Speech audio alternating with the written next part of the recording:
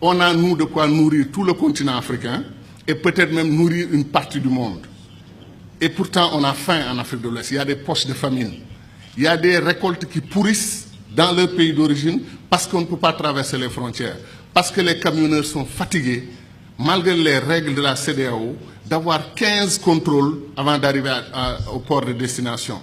Et des gens qui s'habillent en tenue militaire ou en tenue de policier, qui ne le sont pas, et qui vous font des barrages, et qui vous font débarquer toute votre marchandise si vous ne leur donnez pas de l'argent.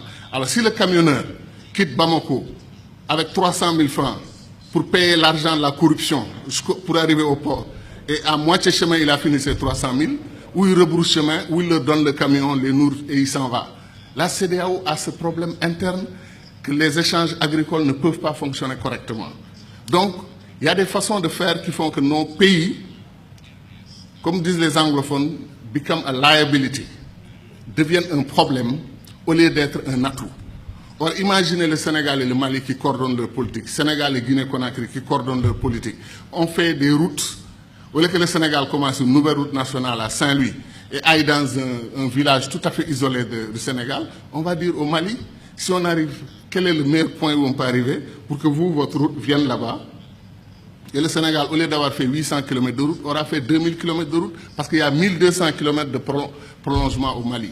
Mais ça, c'est des questions simples que nos dirigeants auraient pu régler pour qu'on n'a pas besoin de théorie, on n'a pas besoin de Nkrumah, on n'a pas besoin de Senghor pour comprendre que c'est des choses qu'on devait faire. Certains disent, vous voulez qu'on ait une fédération, nous, on est un État souverain. D'accord, nous avons conquis notre indépendance. Certains disent par la lutte armée, d'autres disent par ceci ou cela. Mais les États-Unis d'Amérique, la fédération indienne, la fédération brésilienne, vous croyez que le président Barack Obama ose donner des instructions à l'État de Texas? Il ne peut pas. L'État de Texas est un État souverain à l'intérieur d'une fédération. Ils ont leur constitution. Ils ont accepté de mutualiser avec le reste de l'Amérique un certain nombre de domaines de compétences. Terminé. Obama n'ose pas toucher aux lois internes de l'État de Texas. Les Mormons dans l'Utah, ils ont leur système de gouvernance. New York est l'État libéral, Californie ultra-libéral. Des États conservateurs, des États qui n'ont rien à voir dans leur philosophie, vivent ensemble et gagnent ensemble au plan économique et constituent la Fédération des États-Unis d'Amérique. Donc quel est notre problème, nous, Africains? Le panafricanisme doit être clair sur une question. Le panafricanisme n'est pas une unité des États noirs. Un Cheikh Anta montrait que les Arabes, 3 Arabes sur 5 sont des Africains aujourd'hui. L'héritage du peuple arabe doit être réclamé par l'Afrique plus que tout autre continent. Donc, de ce point de vue, l'unité arabo-africaine devrait être une réalité en Afrique. Les États-Unis d'Afrique devaient concerner tout le continent africain. Et nous ne voulons pas qu'une partie du continent africain se détache pour aller dans la Méditerranée, travailler avec les Européens. Vous avez vu l'UMP et tout ce qu'ils ont tenté ensemble, ça n'a rien donné. L'avenir des pays arabes, maghrébins, c'est l'Afrique. C'est leur profondeur africaine. Tant qu'ils voudront s'allier avec l'Europe ou chercher d'autres alternatives à l'Afrique, ils n'y arriveront pas. Parce qu'ils sont sur le sol qui leur appartient aujourd'hui et qui s'appelle l'Afrique. Mais les contradictions, il y a un magma de contradictions. Ce qui se passe en République démocratique du Congo est un scandale permanent. Des pays africains entrent en République démocratique du Congo, prennent les ressources dont ils ont besoin et repartent. Quand les Belges ou les Français ou les Américains ou les Chinois le font, nous crions. Mais quand des Africains le font, on appelle à des négociations, etc., etc. Il y a des injustices que des Africains commettent sur d'autres Africains. Qu'est-ce qui nous empêche de faire les ponts sur le fleuve Rosso entre le Sénégal et la Mauritanie? Qu'est-ce qui nous empêche de faire le pont sur le fleuve Gambie pour donner une continuité territoriale au Sénégal, régler le problème de la Casamance? C'est pour dire que les doctrines d'intégration que nous avons choisies, après 50 ans, comme on est à... C'est le jour de l'anniversaire.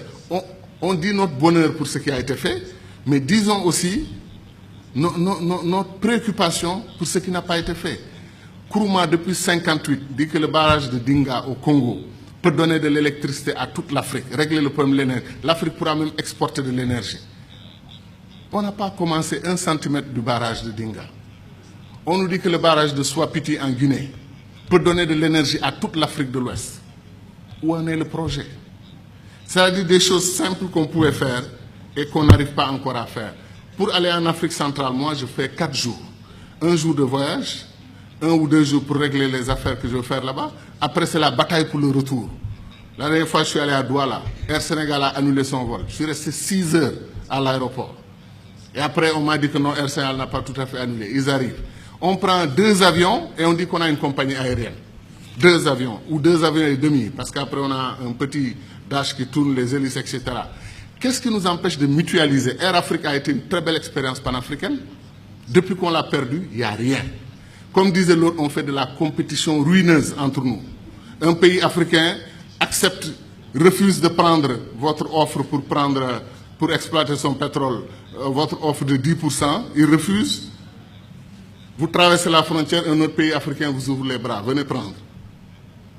Pourquoi nous faisons des choses comme ça? Donc ce que nous disons, ce n'est pas de la théorie. Contrairement au sentiment de certains amis dans la salle qui ont pensé que nous, on voulait faire un saut, un puissant saut vers le passé. Non, on veut faire un saut vers l'avenir. On veut accélérer l'histoire de ce continent parce qu'on peut le faire. Tout est à volonté d'hommes. C'est les hommes et les femmes qui décident. Et nos dirigeants doivent entendre notre voix. C'est pour cela que les panafricanistes doivent se lever. Ils doivent s'organiser politiquement. Il y a des Africains panafricanistes qui votent pour des dirigeants anti-panafricanistes, qui ne veulent pas l'unité de l'Afrique. Ça n'a pas de sens. Je pense que les panafricanistes doivent être debout et faire entendre leur voix. Et je termine en disant encore une fois que moi, je crois en l'Afrique, et je sais que ceux qui sont dans cette salle croient en l'Afrique. Ce qui me désole le plus, c'est que si on faisait un concours de ceux qui aiment l'Afrique, qui croient au potentiel de l'Afrique, il y a des chances que les Chinois, les Américains, les Brésiliens viennent avant nous autres Africains. Parce que ces gens connaissent. Ils savent ce qui se passe en Afrique. Ils savent que l'avenir du monde, Sarkozy, malgré la critique qu'il nous a faite ici, qui ne correspond pas du tout à l'histoire, qui est totalement fausse, que nous ne sommes pas assez entrés dans l'histoire, c'est nous qui avons créé l'histoire.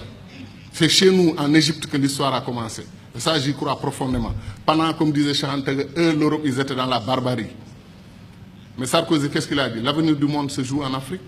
Il est important de nouer des alliances avec les Africains dès maintenant, bien qu'il ne l'ait pas fait côté immigration. Mais je veux dire que c'est ça. L'avenir du monde se joue chez nous. On semble être les derniers à en être conscients. L'or, le diamant, le pétrole, chaque jour que Dieu fait, un pays africain se découvre pays pétrolier.